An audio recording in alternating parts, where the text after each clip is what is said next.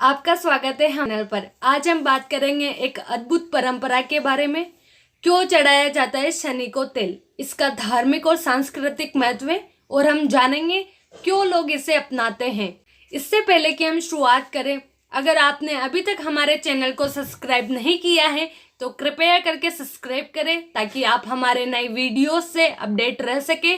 और अब आइए शुरुआत करते हैं। कथा इस प्रकार है। शास्त्रों के अनुसार रामायण काल में एक समय शनि को अपने बल और पराक्रम पर घमंड हो गया था। उस काल में हनुमान जी के बल और पराक्रम की कीर्ति चारों दिशाओं में फैली हुई थी।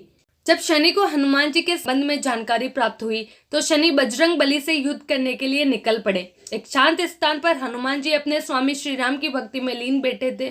तभी वहां शनि देव आ गए और उन्होंने बजरंग बली को युद्ध के लिए ललकारा। युद्ध की ललकार सुनकर हनुमान जी ने शनिदेव को समझाने का प्रयास किया, लेकिन शनि नहीं माने और युद्ध के लिए आमंत्रित करने लगे।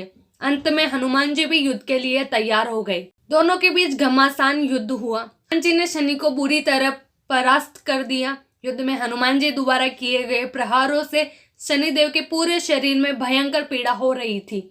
इस पीड़ा को दूर करने के लिए हनुमान जी ने शनि को तेल दिया। इस तेल को लगाते ही शनिदेव की समस्त पीड़ा दूर हो गई। तभी से शनिदेव को तेल अर्पित करने की परंपरा प्रारंभ हुई।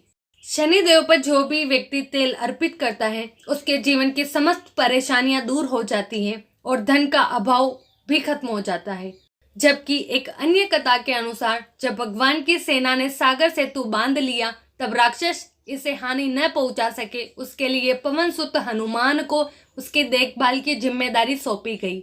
जब हनुमान जी शाम के समय अपने इष्ट देव राम के ध्यान में मग्न थे तभी सूर्य पुत्र शनि ने अपना काला कुरूप चेहरा बनाकर क्रोधपूर्ण कहा, हे वानर, मैं देवताओं में शक्तिशाली शनि हूँ। सुना है तुम बहुत शक्तिशाली हो, आगे खोलो और मेरे साथ युद्ध करो। मैं तुमसे युद्ध करना चाहता हूँ।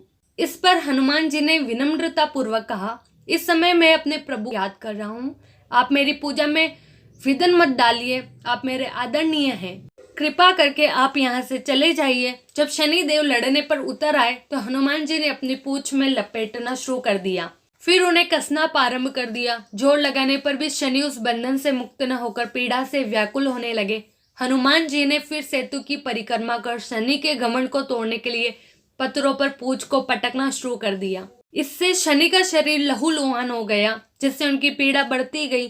तब शनिदेव ने हनुमान जी से प्रार्थना की कि मुझे बंधन मुक्त कर दीजिए।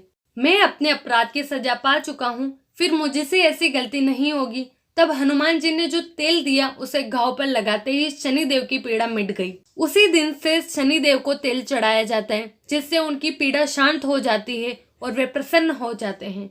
शनि को तेल अर्पित करते समय ध्यान रखें ये बात, शनिदेव की प्रतिमा को तेल चढ़ाने से पहले तेल में अपना चेहरा अवश्य देखें। ऐसा करने पर शनि के दोषों से मुक्ति मिलती है, धन संबंधी कार्यों में आ रही रुकावटें दूर हो जाती है और सुख समृद्धि बनी रहती है।